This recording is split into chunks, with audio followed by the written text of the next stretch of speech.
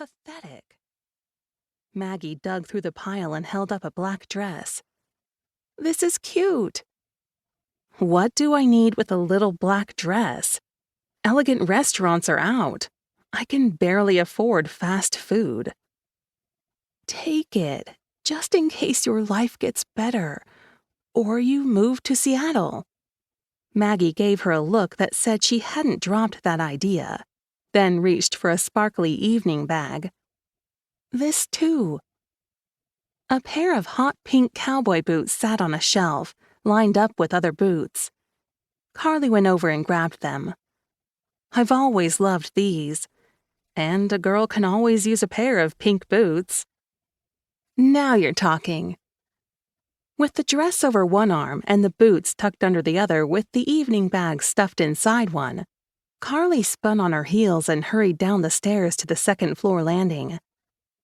I always loved trying out new songs from this spot.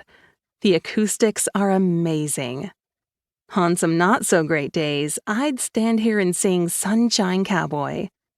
I've sung it 1,000 times in venues around the globe, but that song always cheers me up. You and all of your fans. Maggie rubbed Carly's arm. Sing it one more time.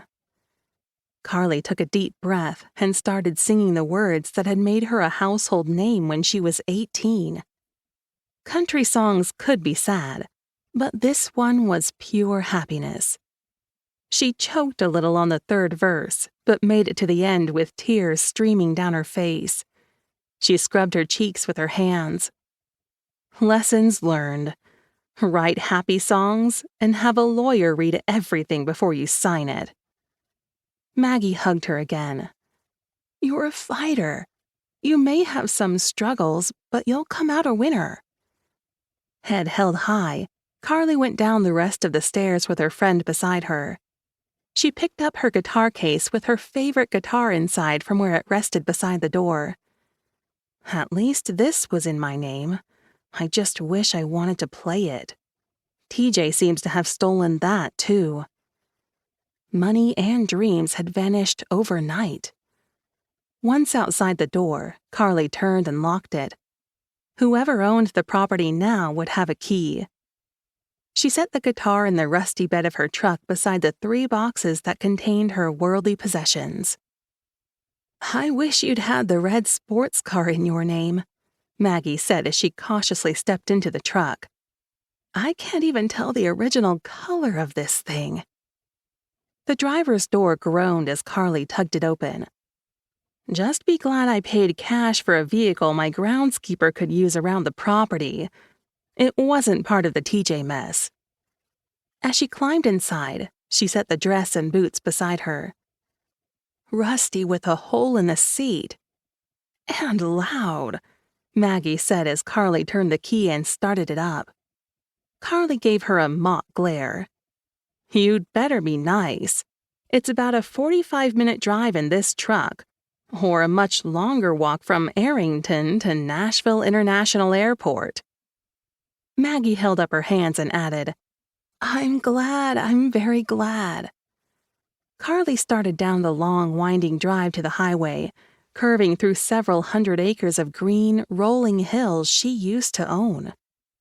On the last curve, she glanced in the rearview mirror and saw the house for a moment. Then it was gone forever. She'd trusted people with her career. She'd had to, especially when she was starting out. She should have known better than to trust someone to manage all of her money. But she hadn't been the only musician to get cleaned out by TJ. They drove in silence until Maggie nudged her. You've been close-mouthed about your plans, except that you won't let me help you. I have money. She didn't add that it was only enough to live cheaply for a month. My grandmother left me some a few years ago, and I didn't have the heart to spend it. That account wasn't connected to TJ. And with that, I made a motel reservation. She didn't add that she discovered the money wouldn't cover apartment rental and a security deposit.